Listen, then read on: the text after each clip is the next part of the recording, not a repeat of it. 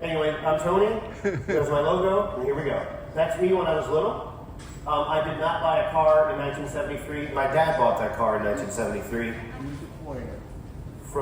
I don't think there's a pointer. I think it's just... Anyway, my dad bought this car in 1973. It's a 914 GT, and he still has it. So if you could say anything started my love of Porsche, it's that. We had the Panoramas, we had the Porsche for Us, which is the North Jersey magazine in the house, and of course I was inundated. I started with Volkswagens because they were the cheapest classic car that I could afford. The 57 Chevys and T-Birds, they were too expensive. So I just, Volkswagens. And suddenly Volkswagens were worth something. So that's me I bought this in 2004 and I sold that in 2008. I regret selling it, but that's the way it goes. This is a bus that I saved out of Free Union, Virginia. You can see my ridiculous trailer, but that's the first trailer I bought. It's a one axle, like 10-inch wheel, and this had no transaxle in it, so I had to get it out of the woods somehow, and I went at 45 miles an hour home, and got it home, and it went over to the UK, and it's on the road again. It was a school bus. Can you imagine going to school on that? What was Mayor say about that? I don't know. Now this bus, and this is mostly Porsches that we're talking about, but this is interesting, this bus, because I got it out of New Jersey. I think it's Farmingdale, maybe? Near Rutgers. And it just happened to be from Competition Motors, which is where James Dean bought his 356 and his 550 back in 1955. I joked around. I said, yeah, they made the deal. They were sitting in the bus, you know. But I don't know how that thing made it to New Jersey, but it's kind of a cool item to find when you find something that's from Competition Motors. All right, The Tale of Two Targets. This is me in 1979. This is me fairly recently. Same car, same positions. My dad saw this car drive into Richmond, Virginia Porsche dealership, and he said, that's a cool car. He had a 72 914-4 that was in Tangerine. And he said, I love that car. 5 wide fender wells and the Fuchs, and it's a 6-cylinder. Where do I get one? This was 1973. They didn't make 914-6s any longer, and the salesman said, well, the man who owns it is thinking about selling it, and we'll give you the information. And so what happened was Randy wanted, he said, I will sell this car to you, but I must find a silver 911 E or S Targa. And so my dad was very persistent and called them every couple of weeks and was calling all the dealerships and looking around for the car that Randy wanted to replace the car that he wanted. So finally this one came in 1973 into the Richmond dealership. Randy bought it.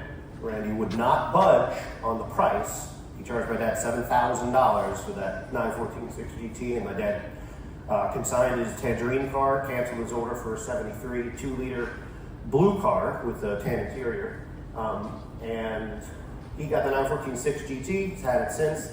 Randy got this. I was talking over breakfast with my dad, and I said, what was the name of the guy that you bought your car from? And so I live in Harrisonburg, Virginia, or did, and I live close by right now. And I called Randy up and I said, do you still have that car?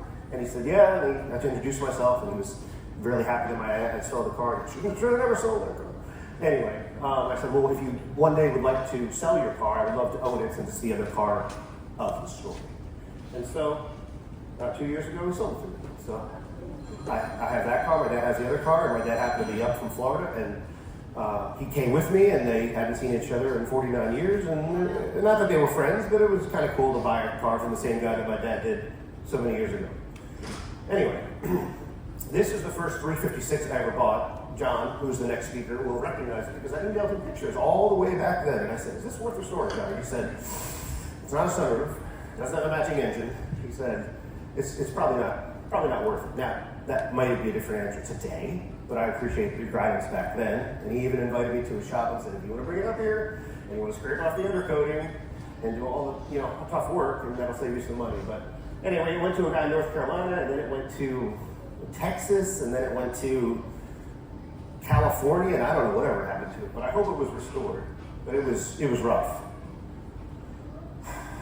Then I got a call for, this is the second 911 that I ever bought. It was in Maryland, and I don't know why people park these things in the woods. Or maybe it's not the woods when it first was parked there, but the woods definitely grew around it. There was a snake living in this one, and I brought it to my mother-in-law's house, and it was just a little garter snake, so I don't know. But it washed up pretty good. It was and you think to yourself, oh, I want to keep this car, I'm going to restore this car, I want to drive this car. And then reality sets in, it's rusted out.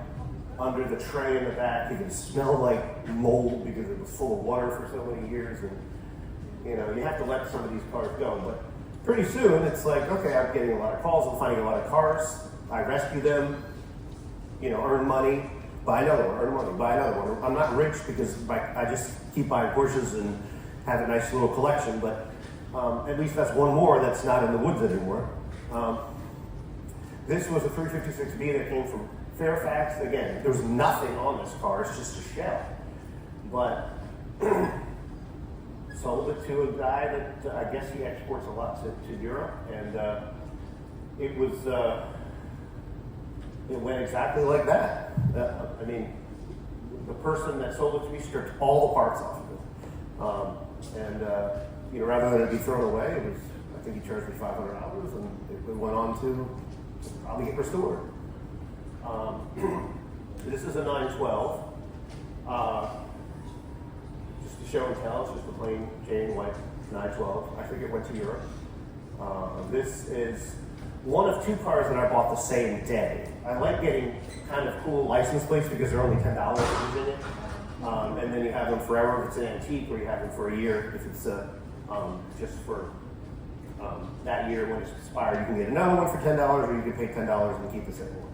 So I have a whole wall of these. I actually riveted them to a floor of a Speedster.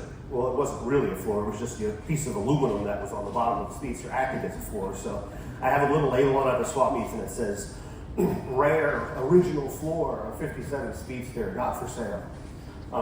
It's an attention getter. This car was owned by a funeral home gentleman, just parked outside, wet in the inside, rusty underneath. A man called me and said, I know where a Porsche is. I get those calls a lot. He didn't own it. I said, well, where is it? Well, he didn't have a car or anything like that. He said he was a scientist or, I don't know, a captain of a ship. I'm not serious. This is the story that I got from him. So I showed up, and I said to a buddy that I had done business before, can you meet me? Because I'm not sure if he's trying to rob me. You need to really have your head, you need to kind of think about these things, because you never know where you're going to go. You never know where you're going to show up. Sometimes there's a lot of money involved, even if it's just a few $100s, someone might be just waiting there. So I had a buddy and everything turned out fine, but the guy, he was just eccentric, and that's okay because many Porsche owners like myself are, not like everybody else, and that's okay. He wanted a case of beer and a coffee, and I was happy to give it to him as a finder's fee. And this car went to the same fella, and I guess it went to Europe. The same day I bought this car. Now I got the call for this car before I got the call for the other car.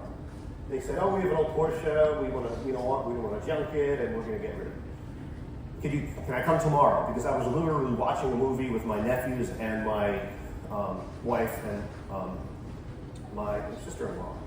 And they're like, and it was like 9 or 10 o'clock at night.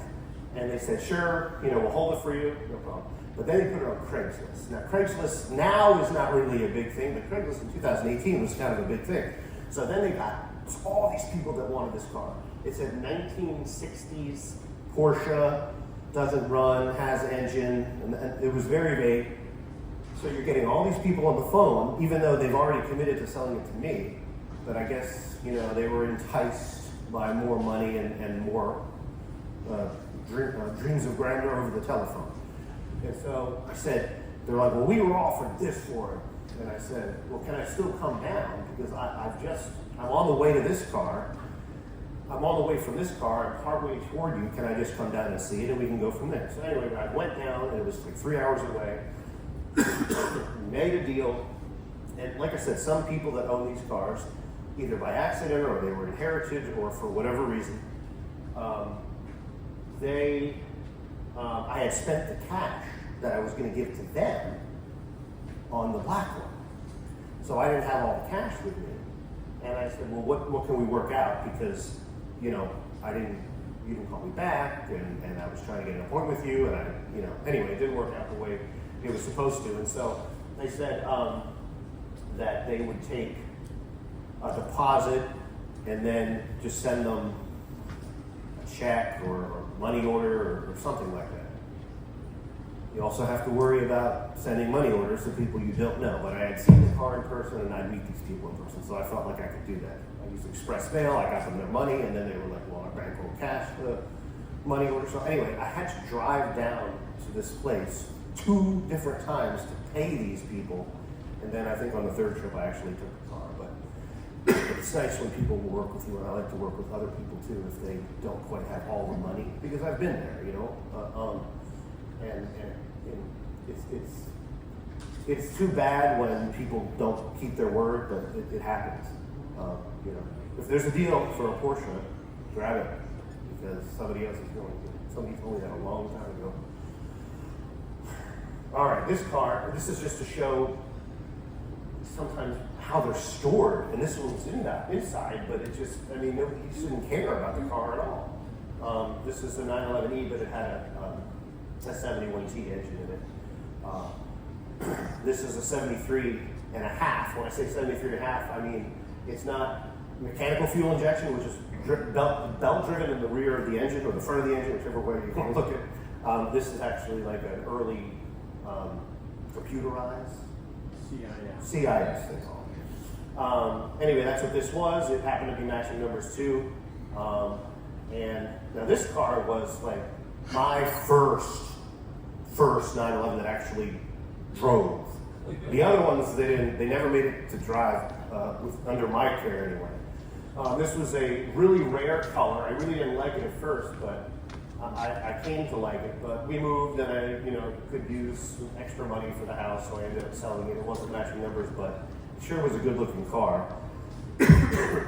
It's an impact bumper, you'll notice, because they added those in 1974 to stick with the rules for the DOT. I apologize for the green. My phone that I used to keep these pictures on in the early days just crashed, so I lost all the pictures. So if I had some screenshots, that's all I have left. This car and this car came from the same place. Kind of a funny story. I hired a tow person who was a friend of mine to get them out because I wanted to. It's always good to cash and carry because people could change their minds, somebody else could come in, somebody else could try to get into the deal and say, I'm going to offer you more, and then we'll just give you your money back and we'll go with this guy. It shouldn't happen, but it does happen sometimes. So it's best to make the deal, get the car out of there as soon as you can. So rather than take 2 days to get these cars out of there, I hired this guy to get them. Not to be, too personal, but it was kind of funny. He shows up, this is early in the morning, 6, 7 o'clock. The first question out of his mouth this wasn't even the seller, this was the brother of the seller. Can I use your bathroom? It's kind of funny because I was like, I'm a Porsche here, we're trying to maintain some sort of, anyway, it's just funny stories like that I have on a couple different things. This one was all the way up in New York State, it was a Targa. It had a big turbo wing on the back, and it wasn't a turbo, so I kind of felt like, people might think that I'm a drug dealer or something like that, driving it around. I kind of felt weird driving around, and people would make comments and stuff, so you shouldn't let that bother you, but I guess it bothered me. So I had an opportunity to buy a 356, so I sold it. This is a 73 and a half again, but I wanted to address that I updated my trailer to a tow dolly by then. So it was kind of safer. I had lights and whatnot. This is the condition of some of them that you can get. I mean, they weren't rust-proof back in the day. And this was from New Jersey, and it was full of sand. And the toolkit was sitting on the front seat, rusted, of course. This is a 912, but I rescued them in any shape because at least there's parts that you can get from some of the cars. And I think when I got rid of this, I sold it with 2 others and he made 1 car out of 3. This, my buddy got out of some sort of a personal junkyard in Pennsylvania. And I'm looking at my watch, so I don't run out of time because I want to give you an opportunity to ask questions. It's Bahama yellow, which is kind of an attractive color, but it really was in bad shape. And it didn't look like this when he pulled it out. It didn't even have a rear end on it. But this is, I guess, the man that sold it to Europe, made it look like that. This is the green 356 that I got to run, but I never drove it. Never got to the brakes. It had like a floor that was riveted in. This is the one that I bought after I sold the red car. This is the first 356 I ever drove, which I bought. A longtime member of the 356 registry, which if you're not a member, I do recommend. It's not that expensive. You get some nice magazines. One of the trustees is out there. His name is Lee, and he can tell you how to sign up.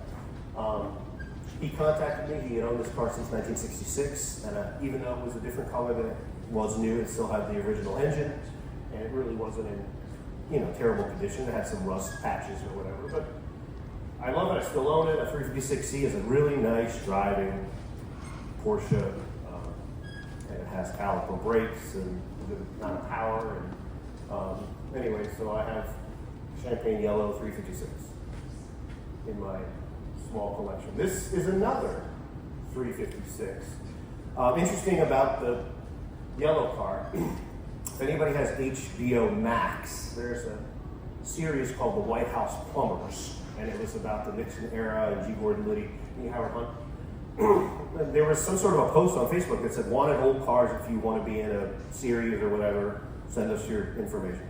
And so, I did, and I forgot about it, and 2 months later they said, are you still interested in being in the series? And I said, yes. And so they gave us a bump, they call it, because we drove the car, and they also gave us the background person pay. So I worked on the production for about 12 days, and Woody Harrelson was there, and a couple other actors, and in episode, I think, 3 and 4, you see my car go by. It was kind of cool, and the free food, and it was a really nice experience. So if you have the opportunity to see that, you'll see me in the car. While we were filming that, we had a break of a couple days, so I had to run all the way up to Staten Island, New York. Now this is during the COVID when you had to get tested every day, and the next day, and the next day, every 48 hours. And so I had to be in Washington, D.C. at the Watergate Motel to get my test. And then I had to run all the way up to Staten Island. And the guy said to me, oh, roll's fine, his steer's fine, you don't need anything, don't worry, we'll get it on. Well, it didn't. So I'm here in the middle of the night trying to get this thing. He has this truck trying to pull it up with a chain under my truck to get it on the trailer. Anyway, it was kind of ridiculous. How did the roof get so nice? It was in the woods. It actually had raced at Watkins Glen and Lime Rock, but the guy just left it outside since like 1973. I'm sure it was a real nice car. Now, I'm not sure why you're racing with a roof rack, or a deck rack, but he was. But it had the plaques on the... What was really nice about this car is it had 3, not 4, 3 5.5 Fuchs on it, which came from 1968 and 1969 911S's, or you could order them for a 912. This car, nothing special about it. It had one of these cool steering wheels on it, a signature of Ferdinand Porsche, because it was like one of the anniversary models. They like to have different anniversary and different styles, and anything to interest the customer in another Porsche. It has this luggage, or it's a special color, or we only made 5 of these. This guy actually said he was moving and he was getting rid of stuff, and he had this huge collection of fireworks. And I said, "Oh, can you include them with the deal?" So I guess it was all from south of the border, and I don't buy fireworks, but we had a good time shooting it. Not in New Jersey because they're not allowed. This is a 1973 E, and it's nothing special. It's really, really rusty. I was called to buy this car, paid for this car. He didn't have a title for this car. And I like to cash and carry. I would have taken it the same day. But the problem was there was a dumpster blocking the way because he had these tenants that hadn't paid. They trashed the place, and I couldn't get it out. Call me when the dumpster's gone. Okay. So he calls me up and he said, "You get the car okay?" And I said, "No, I was waiting for your call." "Oh, well, it's gone." And I said, "It's gone?" He said, "Oh, I guess my tenants must have come back and gotten it." I said, "Well, I think you hope you'll give me a refund." And I said, "We kind of talked about this beforehand." He's like, "Oh yeah, I'll give you a refund. Do you want the extra doors that I have?" I said, "No, it's okay." Anyway, he sent it. I was really worried about it because it was, you know, a substantial amount of money. And because it was a complete car, I bet rusty. He sent me the check, but my bank was like, we have to hold this check for like 2 weeks. And I'm like, I don't know who this guy was. But I was dealing with it. Sometimes the deals aren't as smooth as others. This is an interesting story because I bought a 912. The guy told me he had it, and my daughter was born that day. I'm in the hospital, and I said, can you please just hold the car till tomorrow? Any other day, I'd be on the road again. I'm 2 hours away. It's not a big deal. I'll buy it. I have the money. Well, in that time period, that night, he puts it on Facebook Marketplace. So then everybody wants it, and the price is going up. And I said, why did you do that? I said, I just have my own interests. I'm like, but anyway, I asked my wife. I said, you mind if I go? I said, you got help. You know, it was the next day. So she was sleeping, the baby was sleeping. So I had to go. And I was annoyed, but what are you going to do? Well, I got there and had a Volkswagen engine in it. And anyway, it was a blown Volkswagen engine at that. So it wasn't the greatest deal, but sometimes you get calls in the middle of the night. Sometimes you get calls when your baby's born. And anyway, that's not the car. The reason I say that story, the backstory, is because then the man who didn't own that car, by the way, he was selling it for a neighbor or something for free. He wasn't getting anything. He told me, he said, I know where I got cars. I said, okay. Can we meet, or would you show me where? Well, I'll get details and I'll let you know. I said, okay. He's like, here are a couple pictures. Well, in the back of the picture, there was a Family Dollar or something. So I got on a computer and I look at all the Family Dollars that are in this vicinity. And then I'm on Google Earth trying to find the building that looks like found it. And then I called the owner, left a message, and he called me, and I never heard from that guy again, but the owner and I are good friends. So I make friends with people, and keep in touch, and happy to reward people when they give me a lead that works out. This is another Bahama Yellow, 72. It has the flap on the side for the oil. 1 year old. This is a speedster. Not that we're talking about speedsters, but it's kind of a cool. Just sitting there in the backyard of a house in Richmond for 50-some years. They had a building over it that collapsed. They had a tarp over it. They had a parachute cover over it. But anyway, got it out. It took me all day to get it out because I didn't want it to break in half. John will tell you sometimes they can break in half. That exported that to Europe. It was a matching numbers car, but it's going to be a $300,000 restoration. So I can't afford that. But anyway, that allowed me to buy the 911E that I got from Randy, who was the one that sold my dad the 914-6 GT that I started this presentation. That's another speedster. I had wanted a speedster, and a registry member contacted me, and his dad had owned this since 1965, and this one was not really rusty, and the engine was all apart inside of it, so I put another engine in, did all the brakes, did all the work myself, and it's on the road, and I drive it around. You can keep some of them, I can't keep all of them, I don't have a place to store them. I don't want to store them outside like some of these cars have been. It's better to get them to homes of people that have the money to restore them. Some people can't afford a restored car, they're very expensive. So if they want to buy one that's less expensive, they can get a project.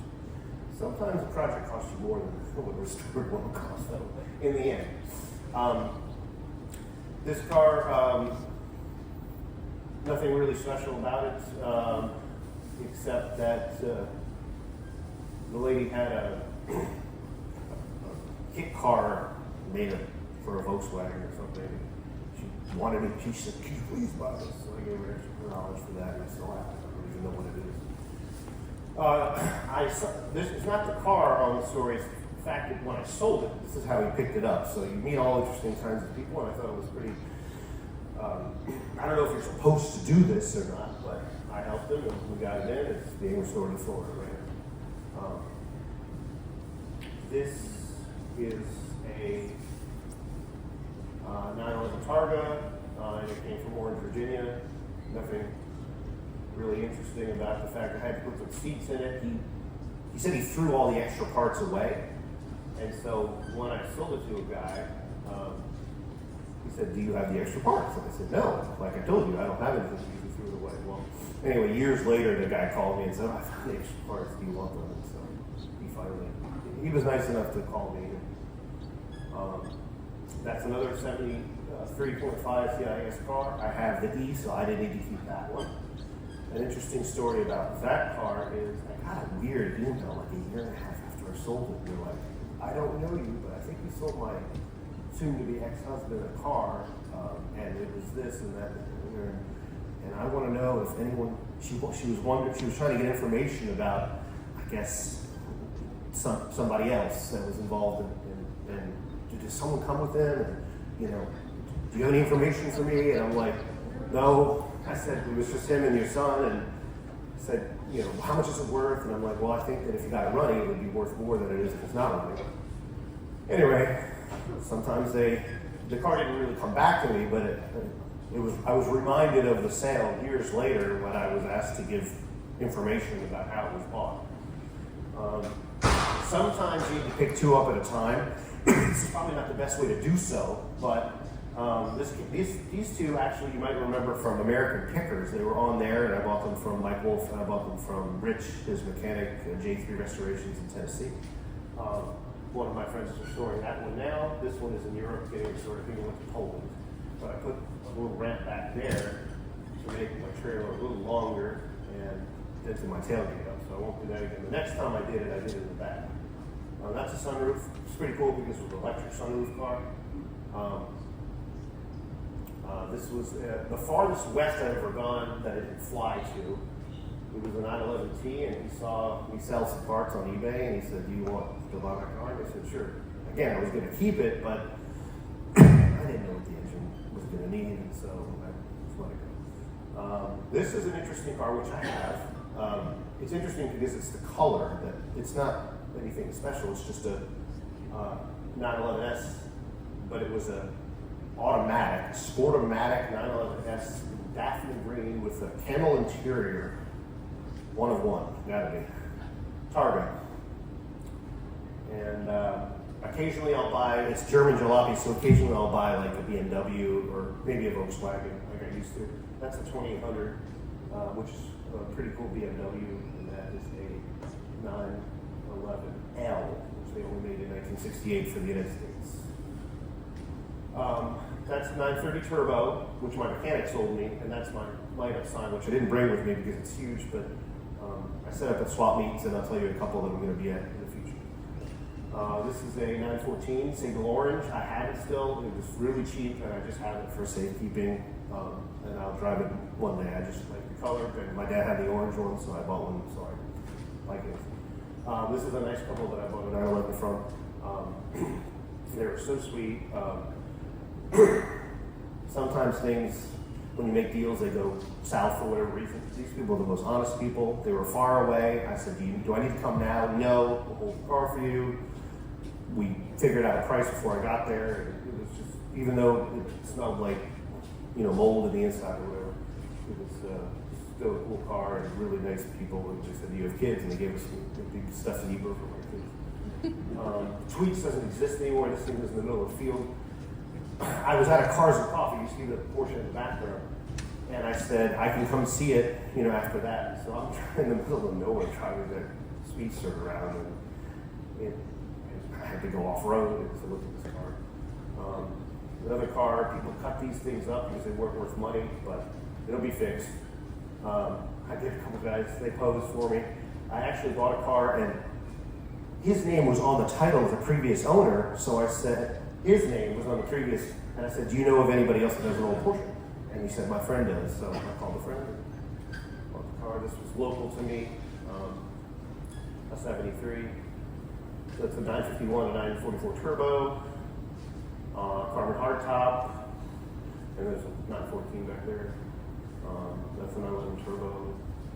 And that's my other E, which I haven't resurrected yet, but I could not get that car because it was original paint, 18,000 miles, red interior with sports seats. So I have that. Again, I extended my ramps out the back this time to pick up those 912s. but I had to drive at like 55 miles an hour on the way home because of all the weight I had in the back. This is a 68 911, 74 911. That's my 914 that I drive. It's original paint. It's just a 1.7, but it's really pretty blue. I think I saw one. This car recently got, it was a sunroof coupe that had been left there for probably 40 years. And my friend, Sarah, who I didn't know before I really bought this car, she is the one that, it was her lead, and she handed it over to me, and we worked something out. And I'm going to write a book soon, and well, I have written a book, but I'm going to get it published, and she's going to write the foreword. She's right here. And if you want to add her on Instagram, that's her Instagram. If you want to add me on Instagram, that's me. I have a counter at home that flips every time somebody adds me on, and we're going to hopefully bring you cool videos. And this is about scams. My story today is just about cars and finding cars. So if you want to read that article, that's in the 356 registry about 3 or 4 issues ago. Sometimes I line them up just for fun. That's the Speedster that I did all the work to drive. And these are the shows. I don't know about these dates. I guessed the best I could. So Carlisle, Ski Round Top, I always go to those. Great deals, great people. And I think I did that in 30 minutes. You're too kind. I hope it wasn't boring. Please don't think I'm bragging about it. It's just people like cool stories, and you know, I would like to think that these things aren't rotting in somebody's forest anymore. If I could ever help anybody with anything, you don't have to sell me a car. You don't have to sell me anything. If you just want to call and say hi, you can say that. Anybody have any questions? Yeah. People reach out to you to sell you their cars. Mm-hmm. I assume that people also reach out and say, hey, do you have such and such? I get a lot of those calls, yeah. And sometimes I have stuff and sometimes I don't. Most of my business is parts, because I don't buy anything that's a reproduction, because it's just not made like it was when it was new. Now, of course, if you're going to restore a car and make it look perfect, I probably don't have anything for you, but there's a lot of guys that do the work themselves, and they're not looking to make a perfect car, and so I'll sell them a lens or a steering box or a wheel, or some people like the dates of the wheel. So I've got, I don't know, 100 some wheels, and do you have 6 of, I just sold a 6 of 59, and it went all the way to Washington State. So he's really happy to get it. So can you make me a deal on it? I said, sure. So it's not all about the money. It's about keeping all the cars on the road, preserving them. Because when we're gone, the cars will still be here. We're the caretakers for right now, and then they'll go to somebody else. Anybody else? Yes. Is there a lot of these cars out there to be found? Yes. Found everything. No. This is, I mean, there's people that have found more than me. I've been buying Volkswagen since, I think it's 1997, but I only started with the Porsches in 2015. And there was a lot more out there back then, and there was a lot more out there before that. And I mean, I get a call every single day for something. I just got a text from a guy that I dealt with before, and I do a lot of repeat business, because when I send something out, it's exactly what I said it was going to be. And if someone buys a rusty car from me, they know how rusty it is. They know that what they're getting. I'm not going to say that it's better than it is, because I don't want anybody to get something and say, you know, he didn't tell me that, because that's not a good way to do business. You can be kind to people. You can be honest with people, and you can make money at the same time, and you can do a good thing for the Porsche community. You don't have to, you know, tell stories. And I mean, I get a lot of calls from brokers. I'm not saying a broker's bad. Dishonesty is bad. If you tell a person that a car is something that it's not to get them to buy it, that is what you shouldn't do. And when people say, oh, you're just a flipper, I don't like that, because it's like, well, people say flippers are inherently dishonest, which I'm not. And I'd like to say that I do something to the cars. I complete them. I guess I wash them most of the time. And, you know, if they're missing half of their stuff, they get half of their stuff put on. So I try to sell a complete car as possible. Anybody else? We still got about 10 minutes, but I have a backup plan. If nobody has any other questions. Yes? How do you determine value? Like, when you bought that off of Mike Pro, can you give us like a real world, what did you pay? Which one? There's this car thing where you bought from antique pickers. Okay, yes. How do you decide this is what I want to spend? Okay. Take How do you sell it? How do you determine? I'll tell you everything about that deal. Can you hear me okay? All right. Rich of J3 put them on thesamba.com. And I've been on thesamba.com since 2004 when it was just a Volkswagen site, but now it's Porsche as well. And he said, I have these two cars and I'm selling them for $30,000. It's a lot of money. And I said, well, Rich, what kind of condition at the end? First of all, you need to get to the ad first, because if you're the first person, most of the time, you're dealing with the seller and then nobody else is involved, but then they're getting all these other emails from you. But if I can get them on the phone and say that I'm interested, like I said, most people are good people and will, keep their word. So I said, talk to Mike, see what kind of a deal I can get. He's like, you can have them for $28,000. I said, okay. And it's a risk because you don't know how much they're going to be worth, and you don't know if they're matching numbers. And the other one had an engine that was a 912 engine that it wasn't even in the car. And so, but 356s are not like everywhere anymore. And so, and I figured, okay, well, these are on TV, and that's kind of cool. The episode hadn't aired yet, but I had an idea that maybe I could get Mike to be on, we could do a video, or at least Rich or whatever. Anyway, went down to Tennessee, got him, messed up my truck a little bit, the tailgate, got him home, had a video of the one car running. Also, he started it on TV. So I had that video too, which hadn't been released yet. But so I had a video of it running, I had a video of it running, and I just got an email from a guy in Ohio, and he said, I'm looking for a project and I'm considering some others. What can you tell me about this car? He was interested in the car that was in the better condition but didn't have the engine.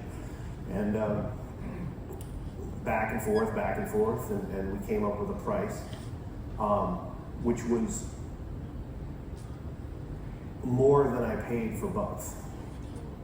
So that deal worked out, but it's a risk because you just don't know. You know what I mean? I could have had, if Jeremy hadn't come along, who knows? You know what I mean? You got to put them on eBay. You got to put them on Bring a Trailer. There's nothing wrong with Bring a Trailer, but people can comment and say like their car's bad, and they're not going to bid. They have no money of their own, but they want to bully. You know what I mean? So anyway, I sold the other car for not that much money because I didn't really have anything in it. You know what I mean? So one of them ended up being good enough to pay for the whole deal and the whole trip.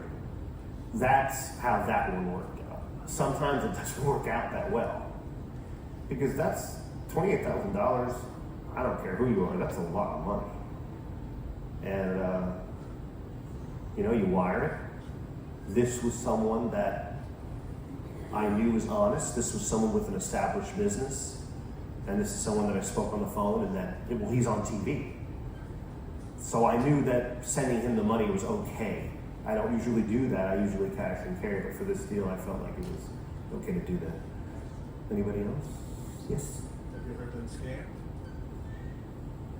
No. And I say that because I keep these things in mind.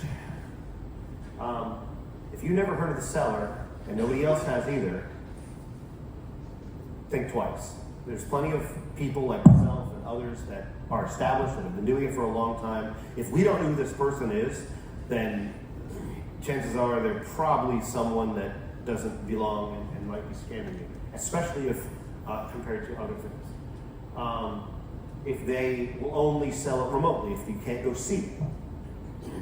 If they're on Facebook and they put a picture or whatever, and you can't comment on it because they don't want someone calling them out saying that it's a scam. A lot of these guys just copy pictures from places on the internet and then they say, oh, for sale, and it's cheap. If you see any of my pictures of late in the last 3 years, you'll see my sign. And yes, it's nice to get other people to call about buying Porsches or whatever, but the reason that's there is so they cannot use my pictures to scam anyone else. Because I don't want to be a party to that. If you pay, sorry, it's cut off. If you pay with PayPal Friends and Family or Zelle, you cannot get your money back. Pay using goods and services. Don't send a check. They are selling stuff for really, really cheap. If they're like, oh, you got to get it now, I have other people coming, I have 10,000 people, and you're the first, but I'll go with you if you pay now. And there's a guy on Craigslist that does this in every different city, and he still scams people. Oh, it was my dad's, I'm at my grandparents' house, I'm not going to be there for a week, I can show it to you only then, and then you call them, and I did. Oh, well, I'll take a deposit if you want to give it, but otherwise I'm going to go with somebody else, you know what I mean? And I'm like, does this really work? Actually, yeah. He's like, yeah. And I'm like, could you stop doing it, please? Because it gives everybody a bad name. Seller has exactly what you want. You put a wanted to buy ad out. And it's like, wow, miraculously, I have that. When they've gone online, they've taken pictures of somebody's and they say, oh, look at this, and I'll sell it to you for nothing. Also, the photos are the photos. I can't give you any more. That's it. That's all I have. I don't want to be bothered. I have other people interested. Red flag. They won't meet in a public place. And they're parting out a car that, like I told you, I like to complete these cars so some of them a package deal. They're worth more when they're together. So people aren't hunting at swap meets for everything, and everything's $100. So putting double what you paid for the car in parts. If they're parting out a car that I'm like, no one will part this car out because it's just too nice. They're just too valuable together. That's a red flag. Some of these people are from overseas. Not to say that that's bad. I've dealt with a lot of people overseas, and there's really good people overseas, but there's also scammers there and scammers here. Sometimes the grammar's off, sometimes the spelling, and sometimes the order of the words. And this is weird. When they start, you're in a chat, and they start, so-and-so liked what you just said, and then they respond. It's kind of weird. I mean, we don't normally do that in the United States, or I don't. So it's a combination of these things that makes it feel like, okay, that's a little off. You know what I mean? Anybody else? Sarah, real quick. Sarah has 2 minutes to tell her a quick story about this car, which was a cool sunroof 57, June 57 car. Oh, here.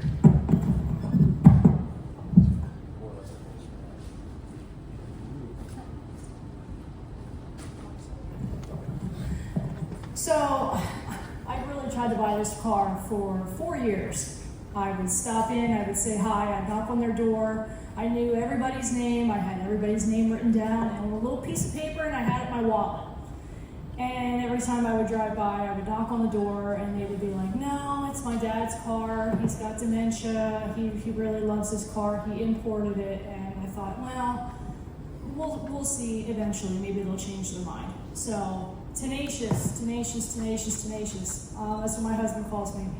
And the squeaky wheel gets the oil. So one day, they finally agreed. They said, yes, we'll sell the car.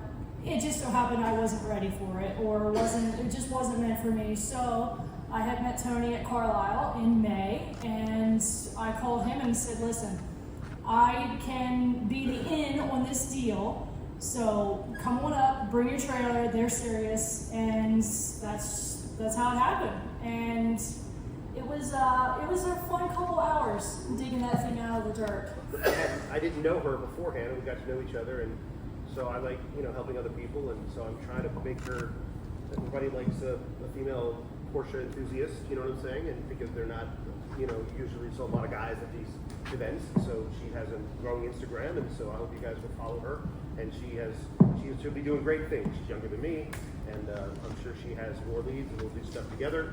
And I really appreciate everybody coming and listening, and I hope you learned something, and I hope it was at least entertaining somewhat. And stay for John, because he's talking about the restoration of it. John was really, really nice to me when I was, younger than I am now. And he's a very approachable guy, and he's willing to help you do anything and guide you. So without further delay. You know where the person is to switch the program? I don't know where the person is to switch the program.